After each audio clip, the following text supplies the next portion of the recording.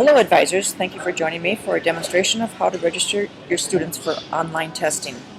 The first thing you need to do is go to the National HOSA website, www.hosa.org.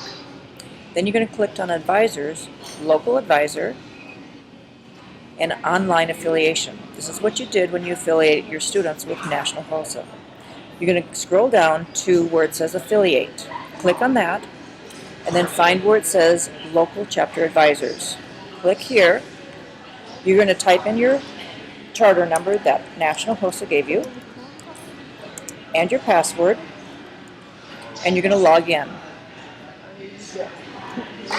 Once you log in, you have choices.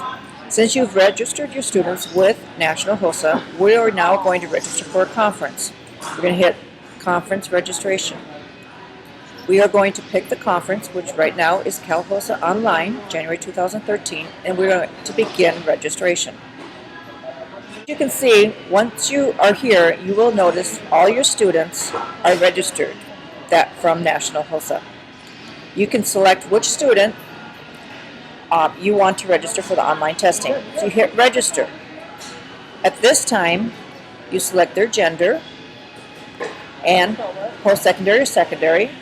You check their spelling of their name and make sure you've used upper and lowercase letters. And then you can choose 2 events that you would like your student to test in, along with healthcare issues exam.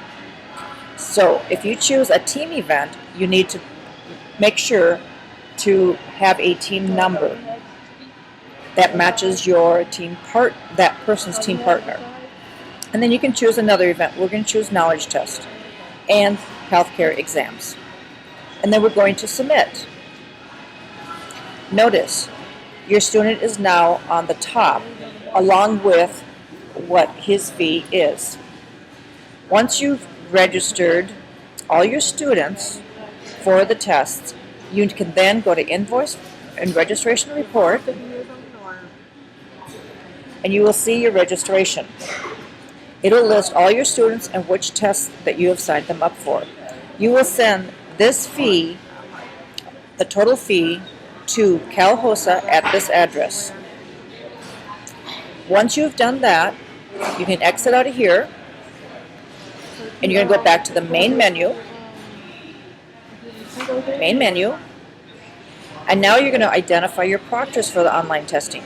Your proctors cannot be advisors or anyone affiliated with HOSA. Then you're going to type in their name, their last name, and their email address.